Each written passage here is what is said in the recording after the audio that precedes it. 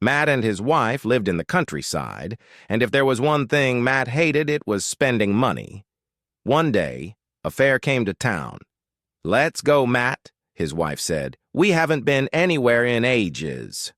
Matt sighed. He knew fairs meant spending money. After some thought, he agreed. "Fine, but we're just looking." No buying. At the fair, his wife eyed all sorts of things, but Matt kept a tight grip on his wallet. Then, in a nearby field, they spotted an old stunt plane with a sign. "Thrill Ride. $20 for 10 minutes.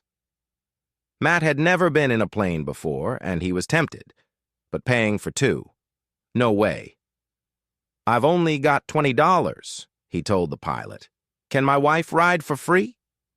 The pilot, struggling for customers, smirked.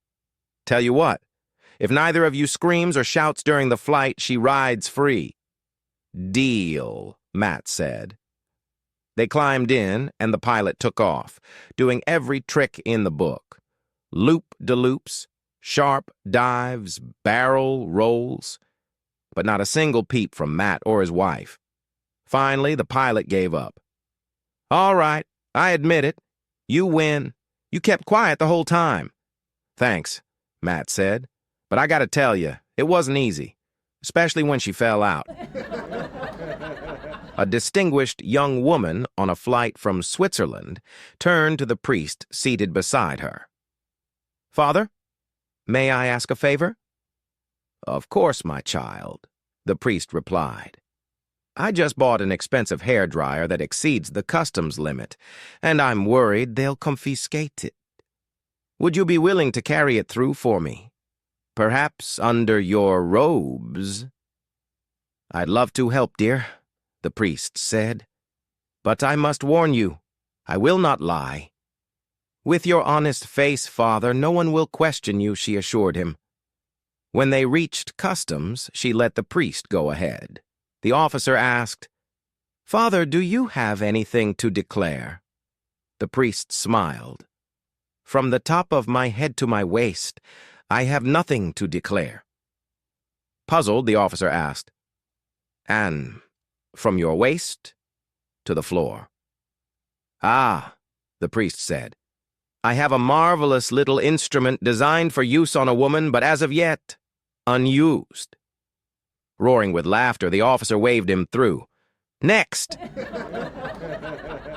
A bush pilot drops off Bob and Ted, two moose hunters, at a remote lake in northern Ontario. Before leaving, he warns them, "I'll be back in a week, but remember, my plane can only take off with one moose." A week later, the pilot returns, and sure enough, the hunters have bagged two moose. Shaking his head, the pilot says, "Guys, I told you, I can't take off with that much weight." Ted chimes in, "I don't know. Last year's pilot managed to take off with two moose." Bob nods. "Yeah. Unless maybe he wasn't such a coward?" Not wanting to be outdone, the pilot grits his teeth and loads everything in. They race down the lake, gathering speed, but the tree line is closing in fast. At the last second, the plane barely lifts off, only to clip a treetop, spin out, and crash into the forest. After a while, Ted regains consciousness. Dazed, he crawls over and shakes Bob awake. Bob groans. "Ugh, any idea where we are?" Ted looks around and shrugs. "Yeah, about 200 yards further than last year." An Airbus. A380 is cruising across the Atlantic at 800 kilometers per hour, steady at 30,000 feet, when suddenly a Eurofighter streaks past at Mach 2. The fighter pilot slows down, pulls alongside the Airbus, and radios the captain. "Hey, Airbus! Must be a pretty boring flight, huh? Watch this!" He rolls his jet onto its back, accelerates, breaks the sound barrier, rockets up to an insane altitude, then dives back down in a breathtaking maneuver, looping gracefully before settling back beside the Airbus. "Impressive?" he asks smugly. The Airbus pilot chuckles.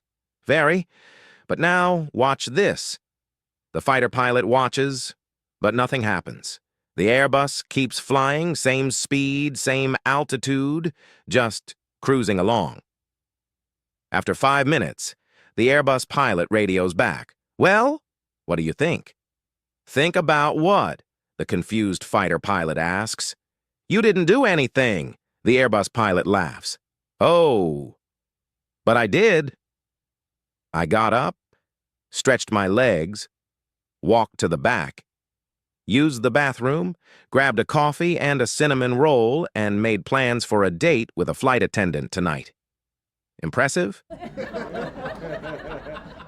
A travel agent looked up from his desk and noticed an elderly couple gazing longingly at the posters in his shop window.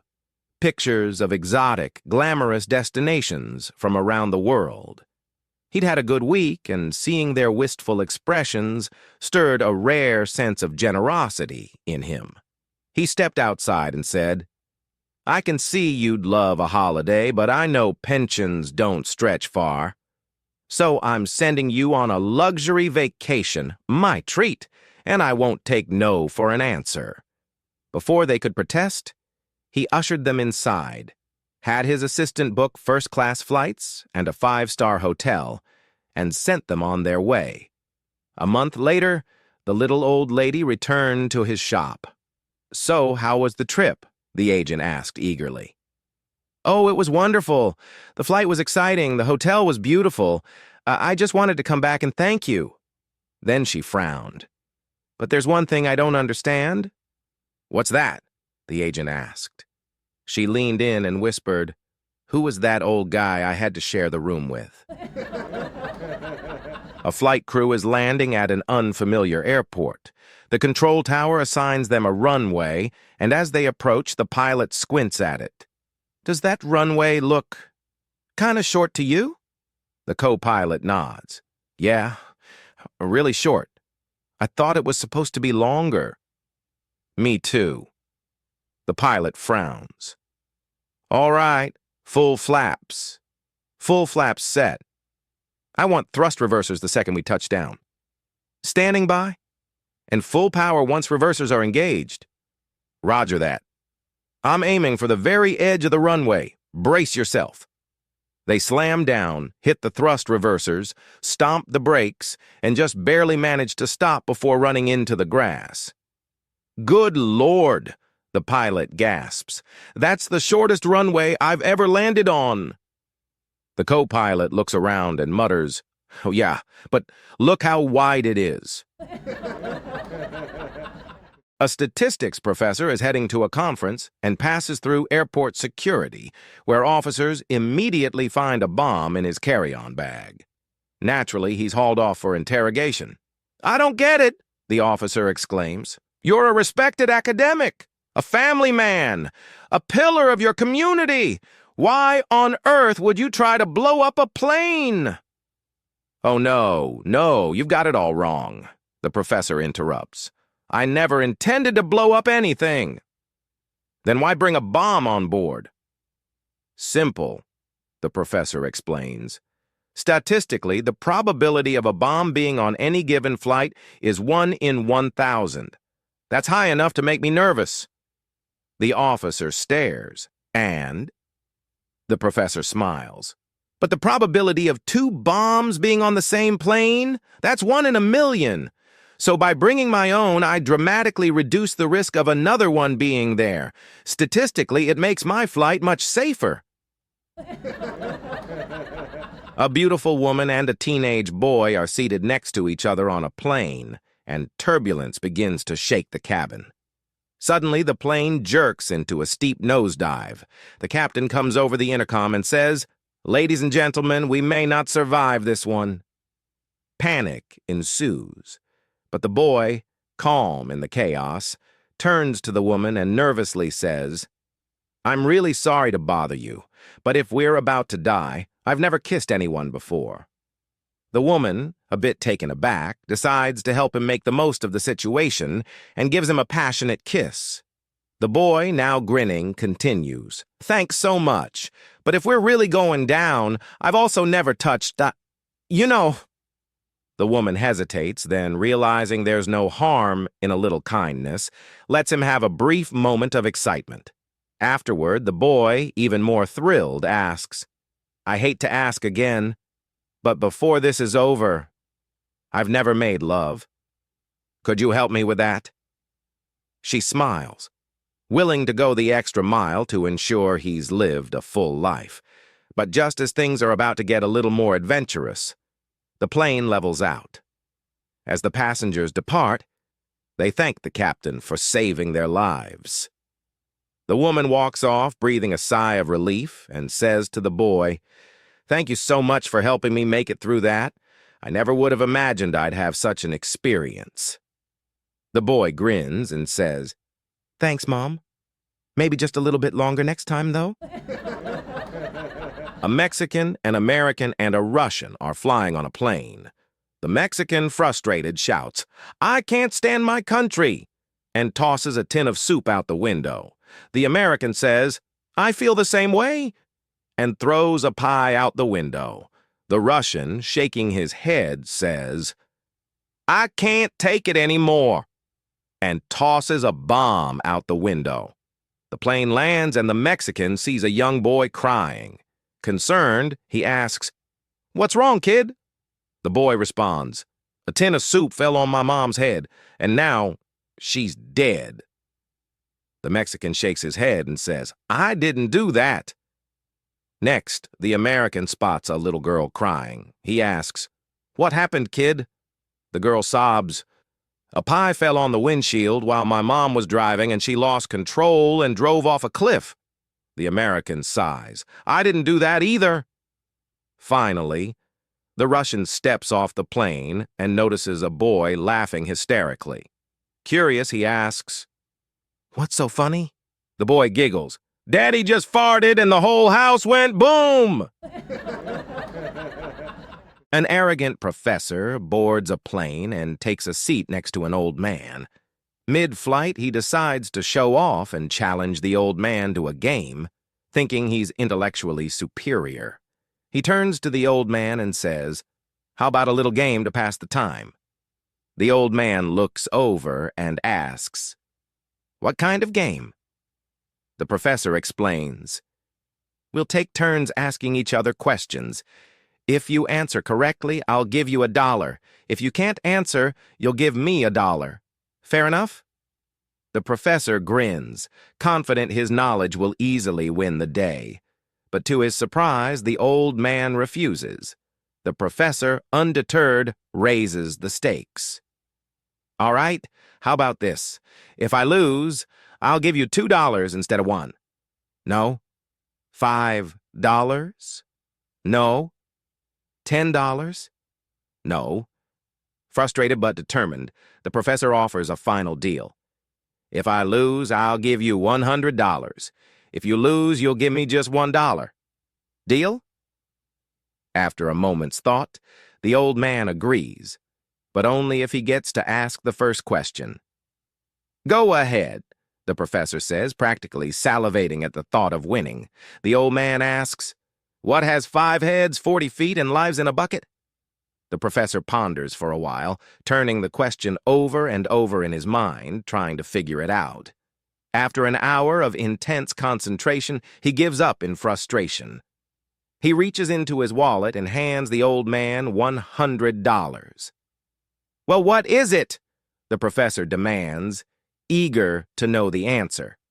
The old man smiles and says, "I've got no idea. Here's your $1. A jumbo jet is on its final approach to Toronto. The pilot comes on the intercom and announces, "This is your captain speaking. We're descending into Toronto, and I want to thank you for flying with us today. I hope you have a wonderful stay." Unfortunately, the pilot forgets to turn off the intercom. The co-pilot asks, "So what are you planning to do once we land in Toronto, Skipper?" The captain responds, "Well, first I'll check into my hotel and take a nice long crap. Then I'll take that new stewardess with the big, out for a nice dinner. After that, I'll wine and dine her, and then I'm going to take her back to my room and give it to her, big time. All night long. As soon as the passengers hear this, they begin looking around, trying to spot the new stewardess. Meanwhile, the stewardess, who's at the back of the plane, is mortified. She starts running toward the cockpit to switch off the intercom, but halfway down the aisle, she trips over an old lady's bag and falls flat. The old lady, without missing a beat, looks up at the stewardess and says, "Don't worry, dear. He's got to use the bathroom first." A photographer from a prominent national magazine was assigned to cover the fires at Yellowstone National Park. The magazine wanted to highlight the brave work of the firefighters as they fought the blaze. When the photographer arrived, he realized the thick smoke would make it nearly impossible to get any good shots from the ground. He requested permission to rent a plane and take aerial photos. His request was approved, and arrangements were made for him to report to a nearby airport where a plane would be waiting. When he arrived, he saw the plane warming up by the gate. Without hesitation, he grabbed his bag, hopped in, and said, "Let's go." The pilot revved up the engine, and within minutes, they were airborne. The photographer, excited, said, "Fly over the park and make 2 or 3 low passes so I can take some photos." The pilot looked puzzled and asked, "Why?" "Because I'm a photographer," the photographer replied, "and photographers take photos." There was a long silence. Finally, the pilot stammered, "Wait, you mean you're not the flight instructor?" A newlywed couple is getting ready for bed.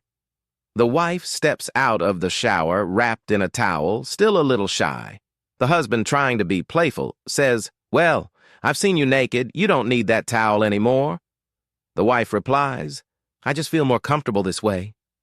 The husband, grinning, says, "But I want to take a picture of you in your natural state." Suspicious, the wife asks, "What are you going to do with that photo?" The husband smiles and responds, "I'll keep it in my wallet, right next to my heart." The wife, slightly convinced, lets him take the picture. Afterward, the husband heads for the shower, coming out cleaned up but still wrapped in a towel. "Why are you wearing that towel?" the wife asks. "I want a picture of you in return." The husband obliges, and they check the result on the camera. The wife looks at the photo, then back at her husband, and finally says, "Well, I'll be getting this one enlarged." 2 college students accidentally miss their math final exam. The next day they go to plead with their professor, who, feeling generous, agrees to let them retake the test. He tells them to return the next day for an oral exam. When they show up, he instructs one of them to wait outside while he tests the other. The first student enters the room, and the second student presses his ear to the door to listen. The professor starts with the first question. "You're riding in a train car and it gets too hot. What do you do?" The student replies, "I open the window." The professor continues, "All right, the window is 2 feet wide and 3 feet high. The train is traveling 50 miles per hour north, and the wind is blowing at 15 miles per hour due east. How long will it take for the new air to replace the old air in the car?" The student, clearly stumped, responds, "I don't know." The professor shakes his head, gives him an F, and dismisses him. Then he calls in the second student. He asks the same question. "You're riding in a train car and it gets too hot. What do you do?" The second student replies, "I take off my jacket." The professor presses on, "Okay, but it's still too hot. What do you do next?" The student says, "I take off my shirt." The professor, not satisfied, says, "It's still really hot." The student shrugs and says, "Well, I just get naked." The professor looks puzzled and asks, "But there are people in the car who might see you get naked." The student grins and says, With all due respect, Professor, I don't care if my grandmother and my priest are there. There's no way I'm opening that darn window. A young woman is walking into a cathedral when a priest stops her and says, "I'm sorry, miss, you can't come in without a bra." The young woman protests, "But I have a divine right." The priest replies, "A divine left, too, but you can't come in." A little girl wants to take her dog, Lulu, for a walk around the block, so she asks her mother, "Can I take Lulu for a walk?" The mother responds, "No, sweetie, Lulu's in heat." The girl, curious, asks, "What does that mean?" Her mother, busy with something else, says, "Why don't you go ask your dad in the garage?" So the girl goes to her father in the garage and says, "I want to take Lulu for a walk, but Mom says she's in heat and told me to ask you about it." The father thinks for a moment, grabs a rag, pours some petrol on it, and rubs Lulu's backside with it to mask the scent. "Now you can take her for a walk," he says. "Just don't let her off the leash and she'll be fine." The little girl skips happily away, Lulu trotting alongside her. A few minutes later, she returns with an empty leash and no Lulu. The father, concerned, asks, "Where's Lulu, sweetie?" The girl replies, "She ran out of gas halfway around the block, so the neighbor's dog is giving her a push home." A stockbroker walks past a little girl selling lemonade. "Hey, mister, want some lemonade?" she calls out. The stockbroker, stepping out of his brand-new BMW in a sharp, tailored suit, is about to walk past when he double-takes at the sign that reads, "Lemonade $50. He stops and says, "Your sign is wrong, kid. I think you mean 50 cents. The little girl shakes her head and replies, "Nope, $50, mister. I need the money for space camp." The stockbroker pauses, appreciating the hustle, but clearly thinks the girl is going about it the wrong way. "Look, sweetie, I know you're trying to make money, but you need to charge what people are willing to pay. No one's going to pay $50 for a tiny cup of lemonade. Now, what do you think is a fair price?" The little girl beams and responds, $50, mister." The stockbroker sighs, shaking his head. "Okay, I'm going to pass. You see, you can't make a profit if no one will pay your price. Do you have anything else for sale?" She proudly says, "Homemade brownies, 50 cents. The stockbroker winces in frustration. "Okay, look, I studied economics at Harvard and got my MBA from Wharton. So let me teach you a little about business. Each cup of lemonade probably costs you about 50 cents, including your stand's overhead." He takes out $1. "I'll pay you 10 times that amount to help you understand markup." The little girl shakes her head and smiles. "No thanks, mister. $50, please." The stockbroker is now fully frustrated. "You know what? I give up. Take this $1 and I'll buy 2 of your brownies. I know you're losing money on them, but I'm not buying a single cup of your overpriced lemonade. I'm trying to be nice and teach you about business, but I guess this is the only way for you to learn a lesson." "Okay," the girl says cheerfully, taking the $1 and placing 10 brownies on a plate. To make a point, the stockbroker eats one right in front of her. Immediately, he starts coughing and gagging uncontrollably. "Oh my God! What is in these? What did you put in these brownies?" She grins. "It's my special recipe. Eggs, flour, butter, cocoa sawdust, and goat pellets." The stockbroker, now horrified, sputters, "This is horrible. I need to get this taste out of my mouth." The little girl smiles, pulls out a jar full of $50 bills, and with a beaming grin, asks, "Want some lemonade?" 2 little boys, one 9 years old and the other 4, walk into a grocery store. The 9-year-old grabs a box of tampons off the shelf and takes it to the register. The cashier, noticing the item, asks, "Oh, these must be for your mom, huh?" The 9-year-old shakes his head. "Nope, not for my mom." The cashier, a little puzzled, asks, "Well then, they must be for your sister." "Nope, not for my sister either," replies the boy.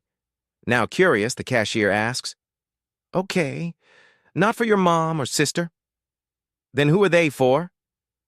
The 9-year-old looks at her and says, "They're for my 4-year-old little brother." The cashier, shocked, asks, "Your little brother? Why on earth would you need tampons for him?" The boy explains calmly, "Well, on TV they say if you wear one of these, you can swim, run real fast, and ride a bike. My little brother can't do any of those things." 3 professors, a physicist, a chemist, and a statistician, are called into their dean's office. As they arrive, the dean is called away, leaving them alone in the office. They immediately notice that there's a fire in the wastebasket. The physicist, confident, says, "I know exactly what to do. We need to cool down the materials until their temperature drops below the ignition point, and then the fire will go out." The chemist quickly shakes his head. "No, no. What we need to do is cut off the oxygen supply so the fire can't keep reacting." As the physicist and chemist debate their approaches, they notice the statistician running around the room, starting additional fires. In a panic, the physicist and chemist shout, "What are you doing?" The statistician looks up grinning and says, "I'm trying to get an adequate sample size." A senator visits a primary school and asks the students if anyone can give him an example of a tragedy. One little boy stands up and says, "If my best friend who lives next door is playing in the street and a car comes by and kills him, that would be a tragedy." The senator shakes his head. "No, that would be an accident." A girl raises her hand and says, "If a school bus carrying 50 children drove off a cliff and killed everyone inside, that would be a tragedy." The senator responds, "I'm afraid not. That would be a great loss." The room falls silent, and no one else dares to speak up. The senator asks, "What? Isn't there anyone who can give me an example of a tragedy?" Finally, little Johnny in the back raises his hand. In a timid voice, he says, "If an airplane carrying a senator was blown up by a bomb, that would be a tragedy." The senator smiles and says, "Marvelous. And can you tell me why that would be a tragedy?" Johnny looks up and replies, "Well, because it wouldn't be an accident, and it certainly wouldn't be a great loss." An American couple decides to adopt a little German boy. After 2 years, the child still hasn't spoken, and his parents begin to worry. 3 years pass, and he still says nothing. 4 years go by, and the boy has yet to utter a word. The couple begins to think that perhaps he will never speak, but they still love him dearly. On his next birthday, they throw him a party and bake him a chocolate cake with orange icing. As they're in the kitchen, the boy walks in and says, "Mother, Father, I do not care for the orange icing on the chocolate cake." Stunned, the mother gasps, "My God, you can speak!" The boy calmly replies, "Of course." The father, equally shocked, asks, "But why haven't you spoken before?" The boy shrugs and says, "Well, up until now, everything has been satisfactory." One day in class, Mr. Johnson called Johnny over to his desk and said, "Johnny, I have a feeling you've been cheating on your tests." Johnny, wide-eyed and surprised, asked, "Prove it." Mr. Johnson said, "Well, I was reviewing your test, and the first question was, 'Who was our first president?' Mary, the girl sitting next to you, wrote, 'George Washington,' and so did you." Johnny, looking innocent, responded, "Well, everyone knows George Washington was the first president." Mr. Johnson continued, "Okay. But the next question was, who freed the slaves?" Mary wrote Abraham Lincoln, and so did you. Johnny explained, "I read the history book last night and remembered that. Mr. Johnson raised an eyebrow. All right, but the next question was, who was president during the Louisiana Purchase? Mary wrote, I don't know, and you wrote, me neither.